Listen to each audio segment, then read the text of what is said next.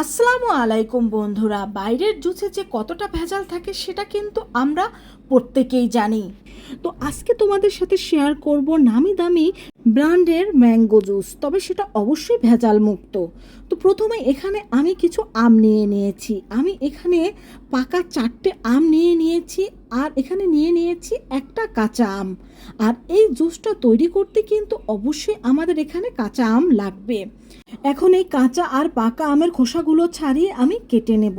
তো সব আমের খোসা ছাড়িয়ে আমি আমগুলো কেটে নিয়েছি। তো একটা প্যানে আমি পানি নিয়ে নিয়েছি। এখন এই পানির মধ্যে দিয়েছি প্রথমে আমি কেটে রাখা কাঁচা আমগুলো। এখন এই কাঁচা আমগুলো আমি প্রথমে 4 থেকে 5 মিনিট সিদ্ধ করে নেব। তো এই 4 থেকে 5 মিনিট এই কাঁচা আমটাকে সিদ্ধ করে নিয়ে নেওয়ার পরে এর মধ্যে আমরা দিয়ে দেব সেই কেটে রাখা পাকা আমগুলো। এই পাকা আমগুলো আমি এখন 5 মিনিট সিদ্ধ করে নেব। অর্থাৎ এখানে আমরা কাঁচা আমটা 10 মিনিট সিদ্ধ করে নিচ্ছি, আর পাকা আমটা 5 মিনিট সিদ্ধ করে নিচ্ছি। পাকা আমটা পাকা এর জন্য এটা কিন্তু কম সিদ্ধ করলেও হবে, কিন্তু কাঁচা আমটা একটু বেশি সময় সিদ্ধ করা লাগবে, কারণ এখন কিন্তু আম প্রায় পেকে এসেছে, তাই এটা একটু সিদ্ধ হতে সময় লাগবে। তবে বেশি না, পাকা আমের চাইতে বেশি। তো আমাদের আমগুলো কিন্তু সিদ্ধ হয়ে গিয়েছে। এখন এগুলোকে আমি নামিয়ে ঠান্ডা করে নেব। বন্ধুরা, পারফেক্টভাবে ম্যাঙ্গো জুসটা তৈরি করার জন্য কিন্তু অবশ্যই সম্পূর্ণ ভিডিওটির সাথেই থাকতে হবে। এটা স্কিপ না করে সম্পূর্ণটা দেখে নেবে। আর এটাকে তৈরি করে কিন্তু আমরা 1 বছর পর্যন্ত সংরক্ষণ করে রাখতে পারবো। এখন এটাকে আমি নামিয়ে নেব, আর নামিয়ে এটাকে ঠান্ডা করে এখন একটা চালনির সাহায্যে এটাকে আমি চেলে নেব। আপনারা চাইলে এই পর্যায়ে এটাকে ব্যালেন্ড করে নিতে পারেন, তবে ব্যালেন্ড করার পরও কিন্তু এটাকে ভালোভাবে ছেঁকে নিতে হবে, কারণ এর মধ্যে কিন্তু প্রচুর আঁশ থাকে। এছাড়াও কাঁচা আমের কোনো টুকরা যদি ভালোভাবে সিদ্ধ না হয় সেটাও কিন্তু এই ছাঁকনির সাহায্যে ছেঁকে নেব।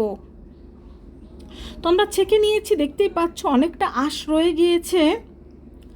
আর দেখিয়ে দিচ্ছি আমাদের আমের পিউরিটা কীরকম হয়েছে। দেখতেই পাচ্ছ আমের পিউরিটা কীরকম হয়েছে। এখন এখানে আমি 1.5 কাপ পরিমাণ পানি নিয়ে নিয়েছি, আর তার মধ্যে দিয়ে দিচ্ছি 1/2 কাপ 2 টেবিল চামচ চিনি। এখন এটাকে আমরা ভালোভাবে জাল করে নেব, তবে এটাকে কিন্তু বেশিক্ষণ জাল করা যাবে না। এটা ফুটে ওঠার পর মাত্র 1 মিনিট আমি এটাকে জাল করে নেব। আর আমাদের এটা কিন্তু ফুটে উঠেছে, দেখতেই পাচ্ছ। তো পানিটা বলক চলে আসার পর এটাকে আমি নামিয়ে আবার এটাকেও ভালোভাবে ঠান্ডা করে নেব। আর এটাকে ঠান্ডা করে আমরা যে আমের পিউরিটা তৈরি করে রেখেছিলাম সে আমের পিউরিটার মধ্যে দিয়ে দেব, এবং ভালোভাবে এই আমের পিউরিটার সাথে এই পানিটাকে আমি মিশিয়ে নেব।